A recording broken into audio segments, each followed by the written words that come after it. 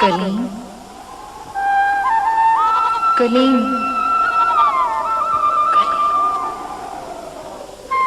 कलीम, कलीम, कलीम,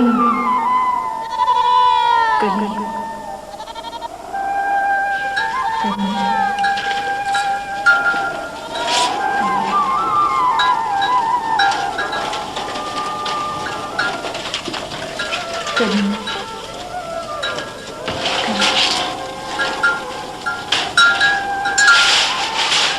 अब तो मैंने तुझसे नाराज होना भी छोड़ दिया। चुप की बैठी रहे।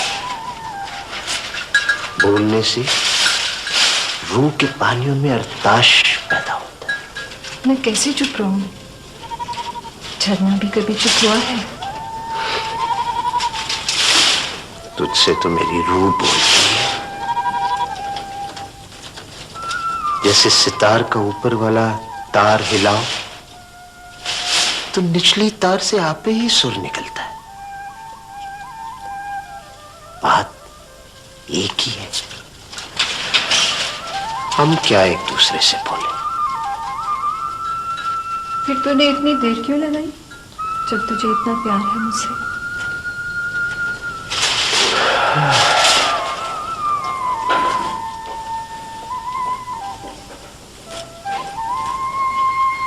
रास्ता भूल जाता हूं मैं बस, और क्या।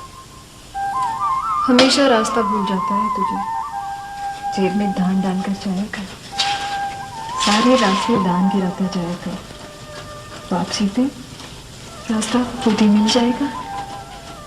और अगर तेरा धान चिड़ियों ने चुग लिया तो फिर? ये गुलाजान और शुद्धम क्यों नहीं आए मेरे पास? मैंने मना कर दिया था। क्यों? हमेशा यही तुझसे पहले आकर लिपट जाते हैं।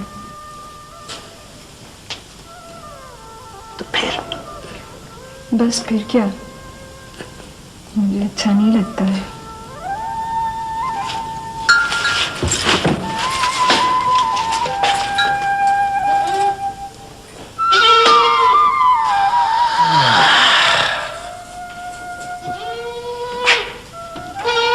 शहर में ऐसी बात सुनता हूं तो गुस्सा आता है,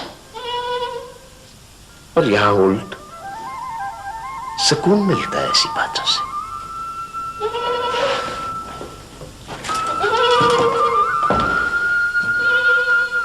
तुम मेरे पास बाहर क्यों नहीं आई गुलाजान? इसलिए कि माँ कहती थी। क्या कहती थी? हरदम स्वाद मन से रहा कर बाकी जानता। और तू शुद्ध? माँ की बात नहीं है अब्बा, मैं सोच रहा था बैठा। ओ भाई, क्या सोच रहा था हमारा शुद्ध? तो किसी दिन मुझे अपने साथ शहर ले चल अब्बा। शहर जाकर क्या करेगा तू शुद्ध? सैर करूंगा, ट्रेन देखूंगा, बस पे चढ़ूंगा और साइकिल चलाऊंगा। सफर की आरज़ू मर्द की जात के अंदर एक अजीब इंतशार पैदा कर देती है शुद्ध। हो सके तो कनात के झूले के अंदर रहना शुद्ध।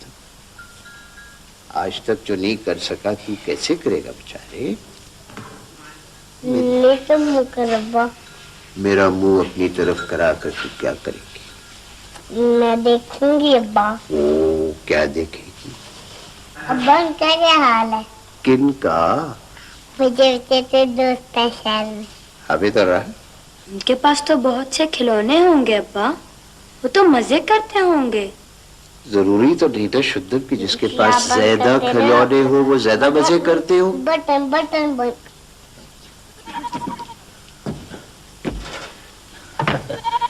आ गया तू शहर से कलीम? जी बाबा। शुद्धम, जा जरा देख, बकरियां उतराई की तरफ जा रही हैं। ध्यान कर बाहर निकल कर। मर्द अंदर रह जाए तो कौन करेगा कारोबार दुनिया का? इसको भी तो कहा कर बाबा, ये मजे करती है सारा दिन। मुझे तो कुत्ता से डर लगता है, जब ये खोलकर भागता है जान निकल जाती है। बहाना बहाना, साफ बहाना, और क्या। गुलाजान, दूध ले जा बाप के लिए। आजा बाकी चल। ओए, उफ, के। फिर तूने बात की डॉक्टर से? की थी बाबा, लेकिन वो कहते हैं मरीज देखे बगैर मैं इलाज किस तरह कर सकता। कुछ करने को जी नहीं चाहता। बकरियां चराने जाता हूं तो सोचता हूं ये सब क्या है? मैं क्यों बकरियां चराता रहूं सुबह शाम? पत्थरों पर बैठे बैठे मुझे अजीब से रंग नजर आते हैं झाड़ियों में से। रोशनी के तख्ते, जलती बुझती बत्तियां, रोशन मशले, तिरछे टेढ़े सतून शोलों के। मैं तुझे ऐनक लगवा दूंगा बाबा। तेरे लिए ये जगह कैसी है बेटा?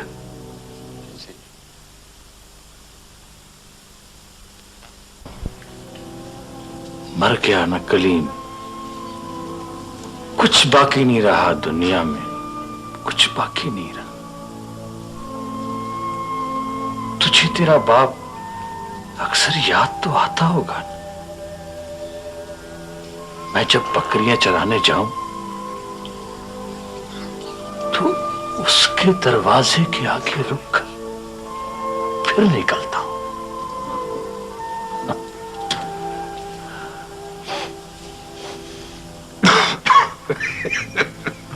ये रबड़ किसने जलाया है?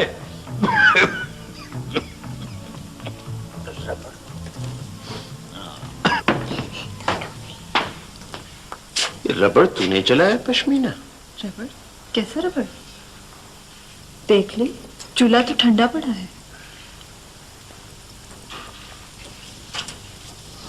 जा बैठ रहा बाबा के पास फिर।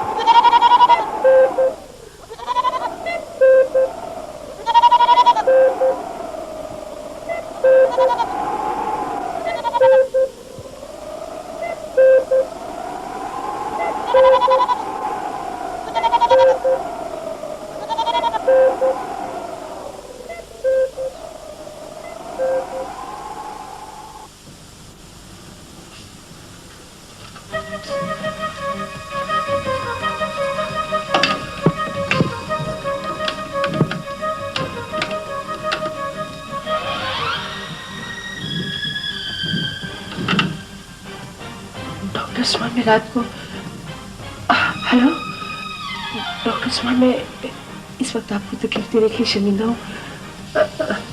आप सुबह को जितनी जल्दी भी हो सके मुझे मिलकर जाइए। जी जी जरूरी है डॉक्टर साहब, वरना मैं आपको तकलीफ क्यों देती। जी जी।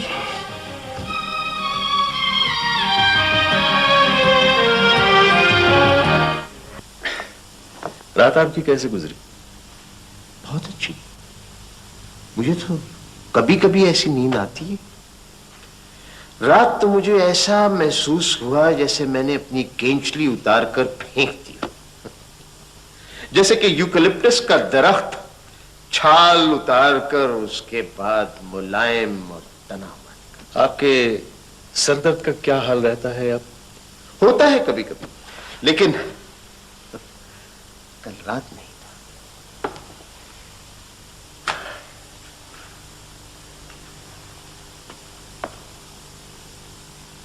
डॉक्टर उस्मान, मुश्किल ये है कि आलिया एक पढ़ी लिखी औरत है। उसको इस बात पर कनात नहीं है कि मेरा बदन, मेरा मकान, मेरी तनख्वाह, मेरी इंश्योरेंस, ये सारी मादी चीजें उसकी हों। वो चाहती है कि मेरी रूह, मेरी मौत, मेरा वक्त, मेरे ख्यालात, मेरी सोच, इन पर वो हुक्मरानी करना चाहती है। आप आलिया की मोहब्बत को बड़ी सख्ती से जांच रहे हैं। डॉक्टर उस्मान, मैं बीमार नहीं हूं, मैं बीमार नहीं हूं, नहीं। लेकिन ये रात को आलिया तो चाहेगी कि मैं बीमार हो जाऊं और सारी जिंदगी उसके रहम और करम पर गुजारूं। वो तो चाहेगी कि मैं अपाज, अंधा, दोनों बाजू कटवा कर उसके सामने बेबस रहूं और वो मेरी लाठी बने और मैं सारी जिंदगी उसके ऊपर टेक लगाकर बसर करता रहा। But doctor Usman, I am not sick, I am sick of this life. आपको कभी विजुअल एम्पेयरमेंट की तकलीफ हुई है कोई? क्या? जैसे कमरे में रोशनी नजर आने लगे, रंग नजर आने लगे, जैसे आपके इस कमरे की कार्नस पर वो जो लेला है, वो जो लेला है वो एकदम जानदार होकर उछलता कूदता दिखाई देने लगे, पर्दे छोटे छोटे हो जाएं, कमरे में से अजीब किस्म की खुशबुएं आने लगे। ऐसी सेंसेशंस कोई? देखिए प्लीज आप मेरी बात को समझने की कोशिश कीजिए। I want to help you. तो साहब, मुझे कुछ कागजात अपनी स्टडी में देखने, आप मेरे ज़िम्मन में कोई तरफ ना कीजिए। Thank you.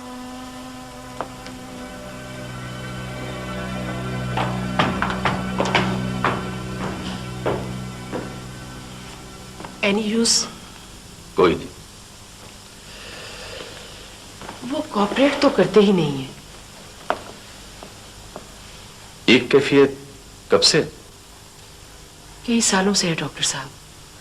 दरअसल होता इस तरह से है, कभी कभी रात के किसी पहर, रात को जब मैं उठती हूँ तो मुझे ऐसा लगता है जैसे वो कमरे में मौजूद नहीं है। इसी खौफ के मारे मैं रात को जीरो का बल्ब जलाकर सोती हूँ। फिर मैं उन्हें छू कर देखती हूँ, जिस्म बर्फ की तरह ठंडा होता है, जैसे खुदा ना खास्ता। आपने कभी उन्हें इस हालत में जगाने की कोशिश की? जी हाँ, एक बार जगाया था, but he refuse to recognise me. ये मामला क्या है डॉक्टर साहब? मेरा ख्याल है कि ये कोई आम किस्म का डिसऑर्डर है, हो सकता है। ये भी हो सकता है कि ये आपकी इमेजिनेशन हो,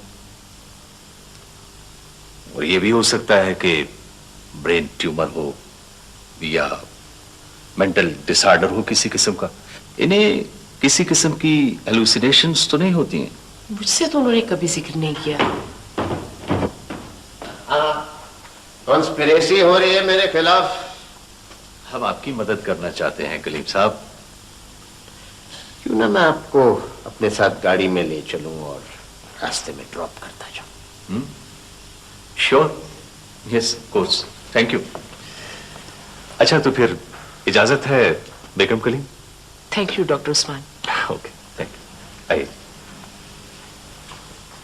चाबी है, गाड़ी में बैठे, मैं अभी आया।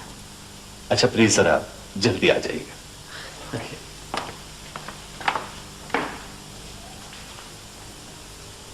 आलिया, कई ऐसी वारदात भी होती हैं जो हवा की तरह नजर तो नहीं आती, लेकिन होती।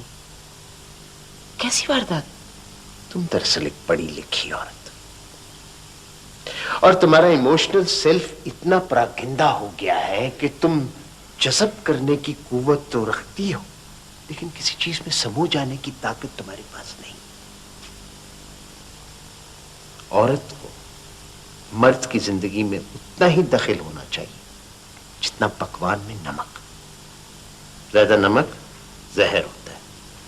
तुम जो जी चाहे कहो, जिस तरह से कहो, लेकिन मुझसे बात करो खुदा के लिए। तो ये मैं क्या कर रहा हूं?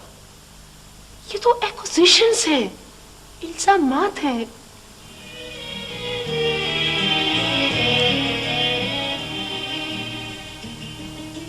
आलिया, मर्द की मोहब्बत एक गहरे समुद्र की तरह होती है। इसके अंदर दरिया तो मिलते ही हैं।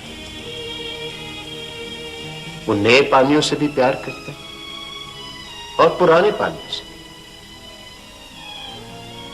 इसी में उसकी वुसअत की दलील है, इसी में उसकी बढ़ाई। औरत एक झील, खड़े पानी की झील। अब बुरा ना मानना, लेकिन झील और समुंदर में ये फर्क हमेशा रहेगा। हमेशा।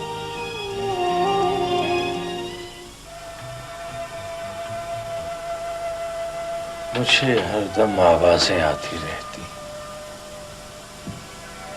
देखता नहीं। सुन कलीम, जरा सुन।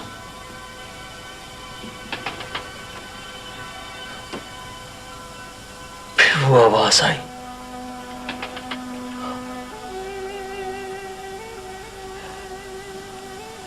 फरिश्ते आ रहे, देखता नहीं? फरिश्तों के सरों पर हीरों के ताज। तुम्हारा बाप भी साथ है कलीम। दीने दीने दीने।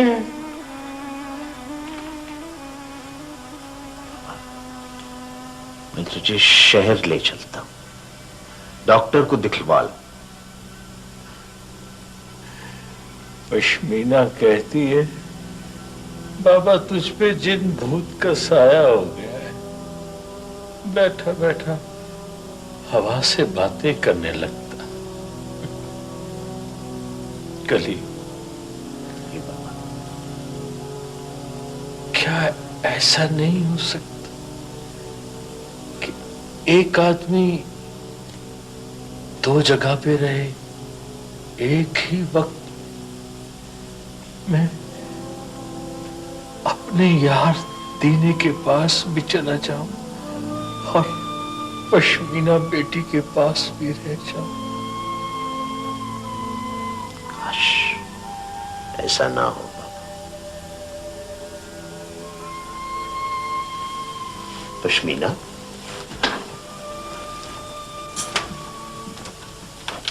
पश्मीना, ख्याल आ गया तुझे? मैं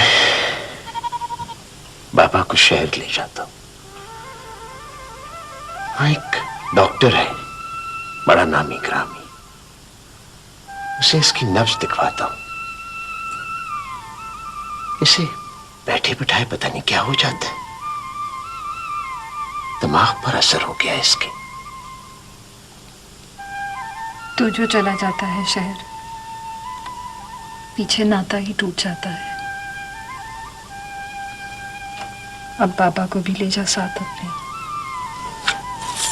ये कसर रह गई है। मर्द एक ही वक्त दो जगह तो नहीं हो सकता ना पश्मीना।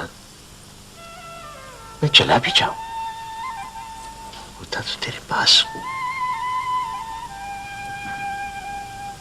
तू अगर मर भी गया ना तो भी मेरे ही साथ रहेगा, ये मैं जानती हूं। तेरा अपना तो कोई वजूद है नहीं कलीम, तो मेरे ही नाम का एक हिस्सा है। फिर तू कैसे जुदा हो सकता है मुझसे? तू यहां से विदेश जाए, यहां रहे, मेरे पास हो, चाहे कहीं और चला जाए, कोई अलग हो सकता है तो मुझसे? फिर तो मुझे शहर जाने से क्यों रोकती है? बस जुदाई बुरी लगती है तो याद आता रहता है। बाबा को शहर ले जाने दे मुझे।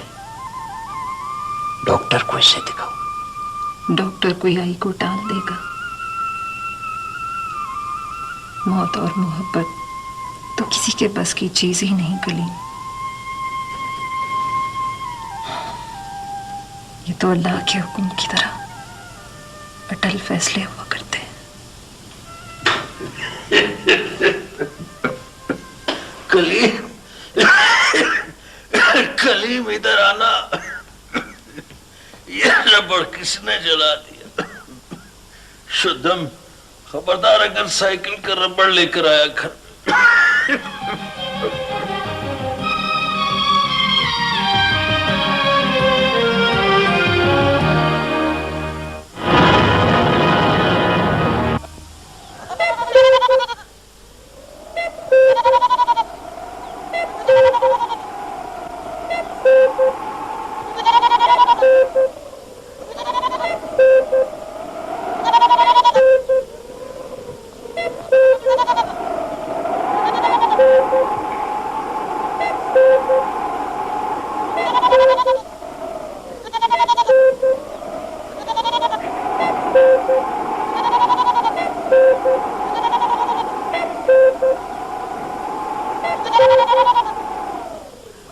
बाबा जी की तबीयत अब कैसी है बाजी?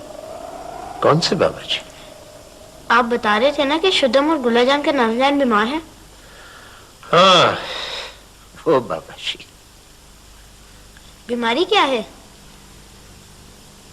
कोई ब्रेन फीवर किस्म की चीज है। अजीब अजीब चीजें नजर आती हैं उन्हें। कैसी चीज है बाजी? कभी रोशनी के तख्ते, जलती मशलें, जलते बुझते चिराग। कभी वो फरिश्तों से बातें करने लग जाती, कभी आवाजें देनी शुरू कर देती। मेरे अब्बा जी। आप हमें उनके पास ले चले ना किसी रोज। हम शुद्धम और गुलाजान से भी मिल लेंगे। वो हमें पसंद करेंगे ना अब्बा जी? क्यों नहीं पसंद करेंगे बेटे? बच्चे तो हमेशा एक दूसरे को पसंद करते हैं, अगर उनके दरमियान बड़े ना आदम के। वो आपसे बहुत ज्यादा प्यार करते हैं गुलाजान और शुद्धम। हाँ। हम दोनों से भी ज्यादा। ये मैं कैसे बता सकता हूं बेटे? इसका तो कोई अभी तक पैमाना ही इजाद नहीं हुआ। आप कहाँ जा रहे हैं अब्बा जी टाई शाई पहन के? तुम दोनों खेलो, मैं डॉक्टर उस्मान के पास जा रहा हूं।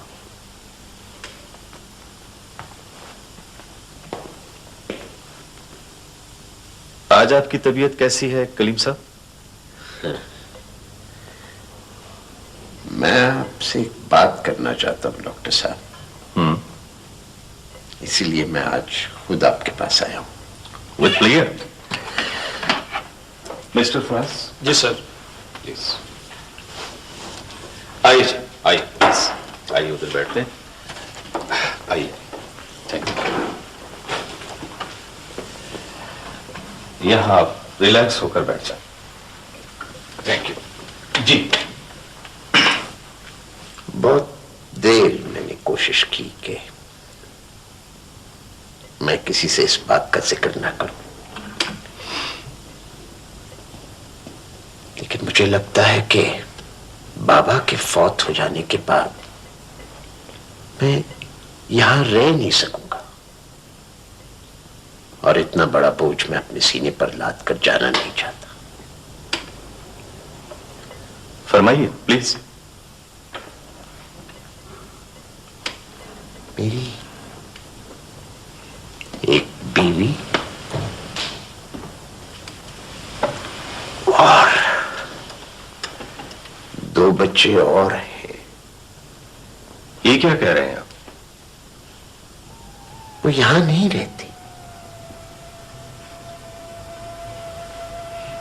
उनके गांव का मुझे पता नहीं, उनके खानदान का मुझे इल्म नहीं। बस मैं वहां पहुंच जाता हूं, जैसे चूल्हे के अंदर जलती हुई आग का धुआं बहुत दूर तक पहुंच जाता है। आप कैसे पहुंचते हैं वहां?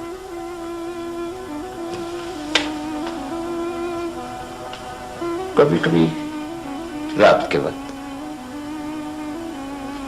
साल बाद, महीने, कभी कभी हर रोज, लगातार, हफ्ते भर। जब मैं सोता हूं तो मुझे यूं महसूस होता है कि इस कलीम, इस गोश्त पोस्ट के कलीम में से एक असली कलीम होता है, जिसके पांव में कोई मजबूरी नहीं, जो किसी जंजीर से बंधा नहीं हो। वो हवा से भी हल्का और खुशबू से भी ज्यादा लतीफ कलीम होता है। वो इस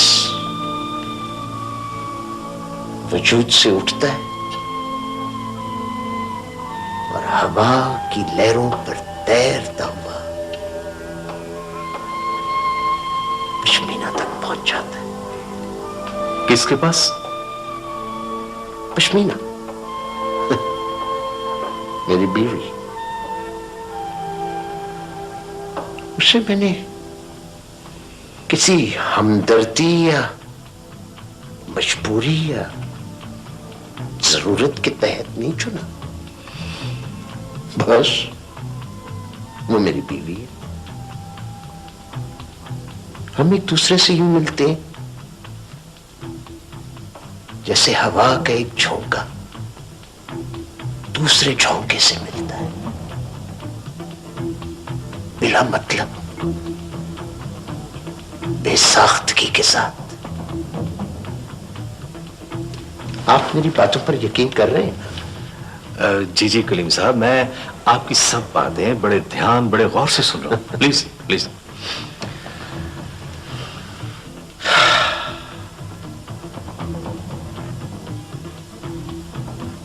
लेकिन मुझे लगता है कि अब कोई फैसला हो जाएगा बहुत जल्द। फिर मुझे आलिया पे तरस आता है। डॉक्टर साहब जी।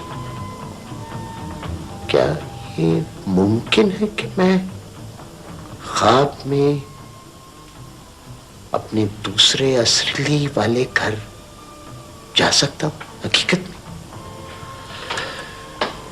देखिए कलीम साहब, दिमाग में कई बार ट्यूमर हो जाते हैं जो बड़ी सीरियस कॉम्प्लिकेशंस पैदा करते हैं। आदमी न सिर्फ हेलुसिनेशन का शिकार हो जाता है बल्कि कई बार इससे कई किस्म के और नताइज निकलते हैं, डिजास्ट्रस किस्म के। मैं समझता हूं कि आपकी एलिमेंट का ताल्लुक मेंटल हेल्थ से भी हो सकता है, स्प्लिट पर्सनैलिटी से भी हो सकता है, या शिज़ोफ्रेनिया से भी हो सकता है। बहरकैफ मैं फिर कहूंगा कि आपको मेडिकल एड का सहारा लेना होगा। मैं आपको कह रहा हूं इसका बीमारी से ताल्लुक नहीं है। मैं फक्त महसूस करता हूं कि मेरे दिल पे बोझ है। मुझे आलिया से बातों का जिक्र करना चाहिए। शायद वो मेरे नुक्ता नजर को समझ ना सके। नहीं, मेरा ख्याल है वो तो आपकी बेहतर तौर पर मदद कर सकती हैं। शायद वो इसे मेरी बेवफाई पे महमूल कर। वो मुझे नहीं, मेरा ख्याल है कि वो बड़ी पढ़ी लिखी और समझदार खातून है। ख्वाब की औरत से वो इस कदर भला क्यों चिढ़ेंगी? आप प्लीज ऐसा कीजिए, किसी दिन मुझे रिंग कीजिए। मैं डॉक्टर सखावत के साथ मिलकर आपके एक्सरे लूंगा। अगर हम दोनों की तसल्ली हो गई तो फिर मेहरबानी आपकी। बस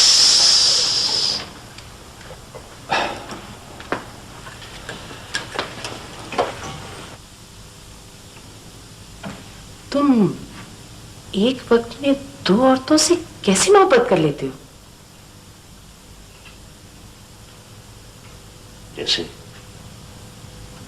जैसे तुम एक वक्त में हामिद और राहत के साथ प्यार कर लेती हो। ये और बात है। वो भी और बात है। तुम्हें मुझसे कभी मोहब्बत थी ही नहीं, मैं जानती हूँ। पहले तुम बैठे बैठे ख्यालों में कहीं गुम हो जाते थे।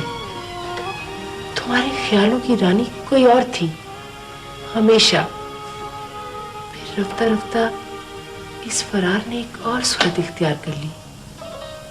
ये ख्वाबों की मलिका जिसका जिक्र तुम कर रहे हो, ये तुम्हारे अपने ज़हन की पैदावार है, तुम्हारे फरार की राह है।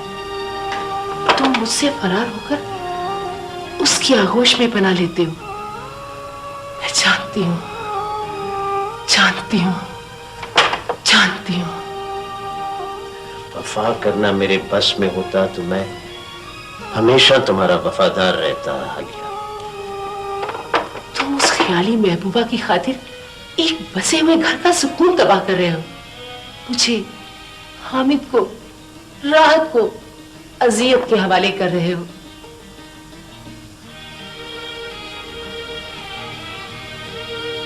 कौन जाने ये क्या सच है और क्या झूठा।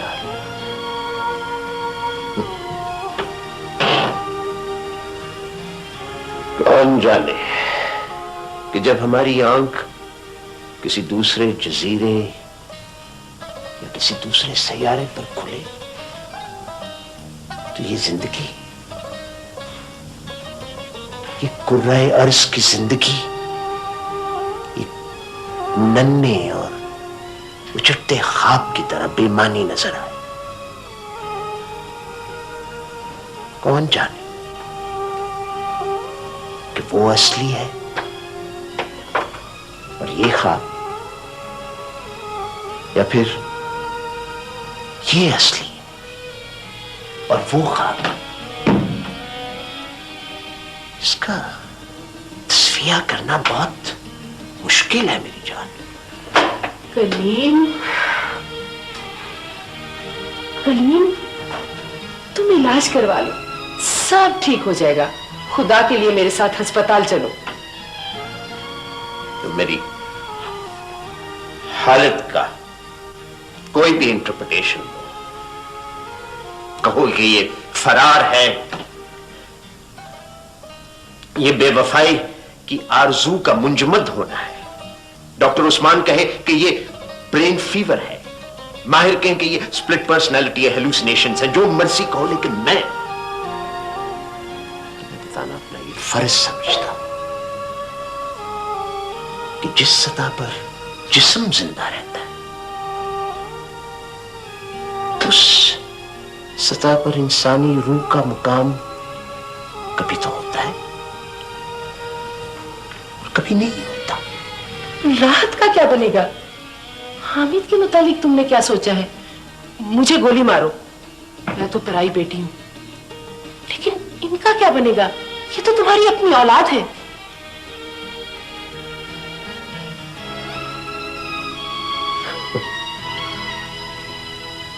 बच्चे तो जज्बा तख्लीक की औलाद होती है, उन्हें तो तहफ्फुज और बका के फरिश्ते परवान चढ़ाते। हम कौन होते हैं उन्हें अपनी मलकियत में लेने वाले? मेरा क्या ताल्लुक है इन बच्चों से? कलीम, क्या सोच रहे हो तुम?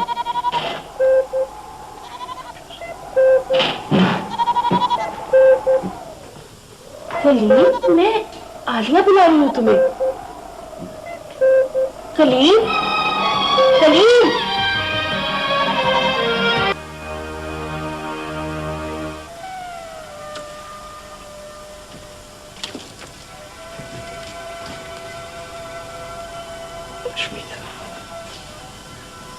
तू रो रही? क्या हुआ?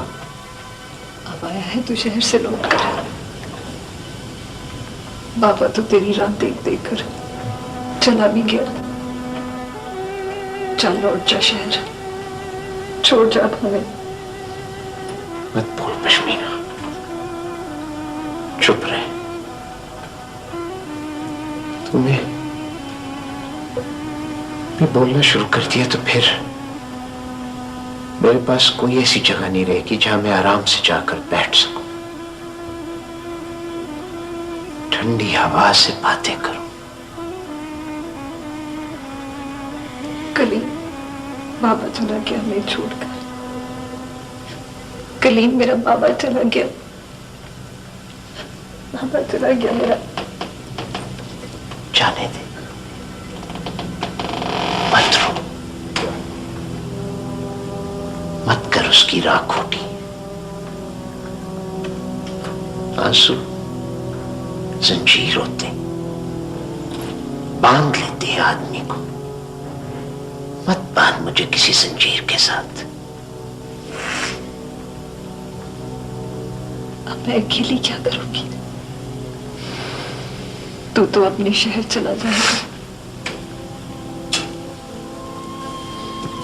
मैं जानती हूँ तुझे अपने डेरे से शहर अच्छा लगता है, और शहर वाले कहते हैं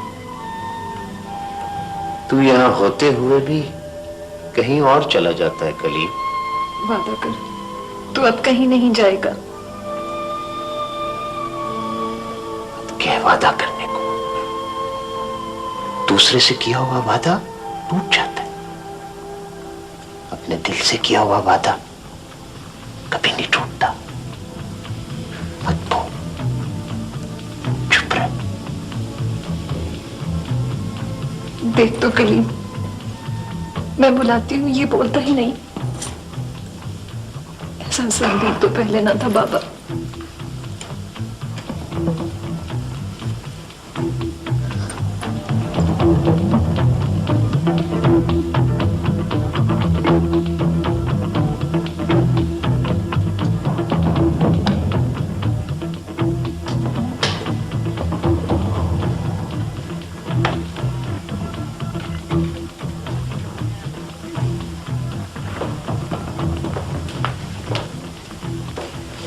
मग में गर्म पानी डाल दूं शेव के लिए?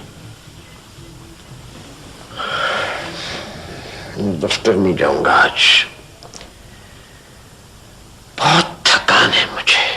थकान? रात कब्रिस्तान दूर था और गांव के लोग कम।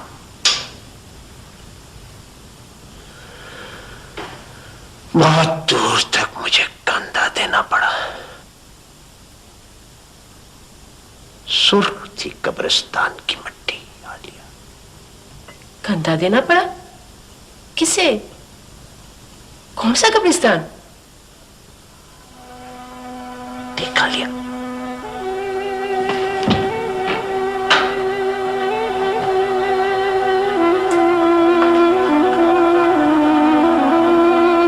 देख, मेरे फोटो को देख। मैं झूठ नहीं कहता था। कब्रिस्तान की मिट्टी सुर्ख थी।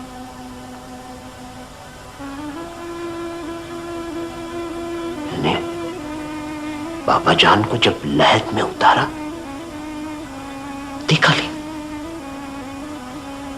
झूठ नहीं कहता था।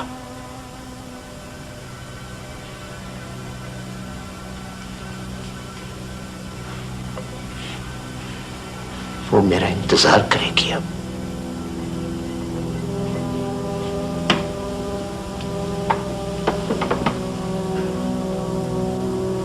बाबा जान के जाने के बाद क्या बनेगा उसका?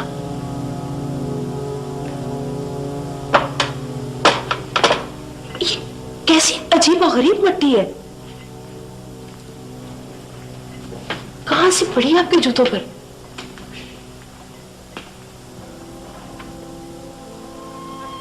मैं कहता नहीं था तुझे, वहां पश्मीना है। मेरे तो बच्चे हैं, मेरी रूह और तमन्नाओं के जानशीं, शुद्ध गुला जान। पश्मीना और मैं दो नहीं है, हम एक ही आवाज की बाज गश्ते दोनों। आलिया,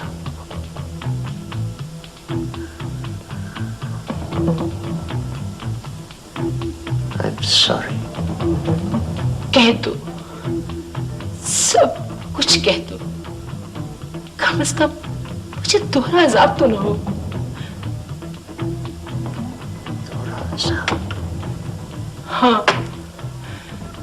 एक अजाब तो ये हुआ कि तुम पश्मीना को मुझसे ज्यादा चाहते हो, और दूसरा अजाब ये कि तुमने ये बात मुझसे छुपाई भी रखी।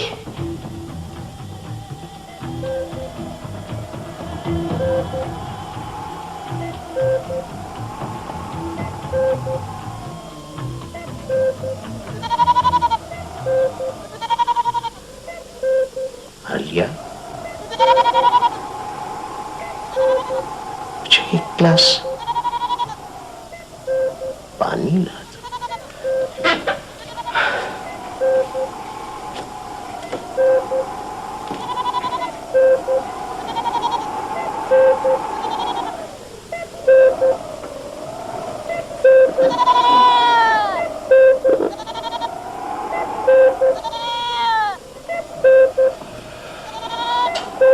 लो कलीम, पानी पी लो।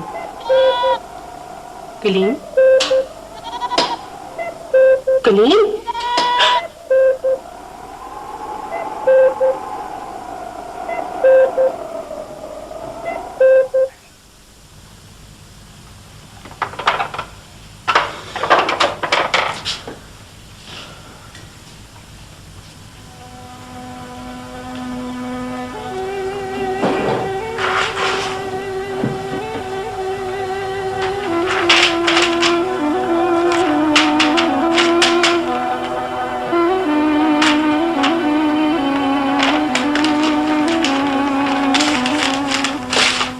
आप इस वक्त तवाहुम परस्ती और ज़ईफुल एतिकादी से काम न लें बेगम कलीम।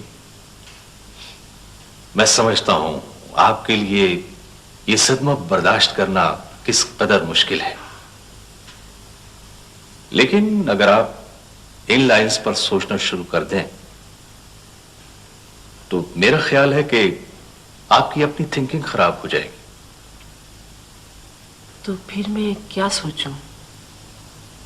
आपकी तरह ये तय कर लूं कि उनके दिमाग में कोई ट्यूमर था, या इस बात पर ईमान ले आऊं कि उसने मुझसे फरार हासिल करने के लिए इतने जतन किए कि बिलाखिर वो अंदर ही अंदर सांस रोक कर मर गया।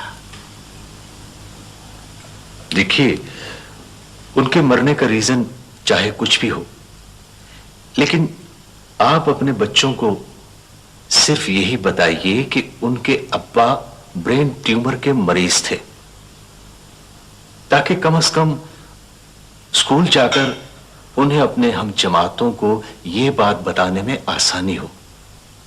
वैसे मेरी दानिश में तो वो ब्रेन ट्यूमर के मरीज ही थे। शायद आप ठीक कहते हैं, लेकिन सदियों से कुछ ऐसी हैरानकुन बातें, कुछ ऐसे माफूकुल फितरत वाकयात, कुछ ऐसे हैरत अंगेज हादसे होते चले आए हैं कि जिनका कोई जवाब हमारे पास मौजूद नहीं। इंसानी रूह के तजुर्बात भी हवा की तरह होते हैं, ये दिखाए थोड़ी जा सकते हैं। माफ कीजिएगा, आप तो इस वक्त बिल्कुल कलीम साहब के अंदाज में सोचने लगी हैं।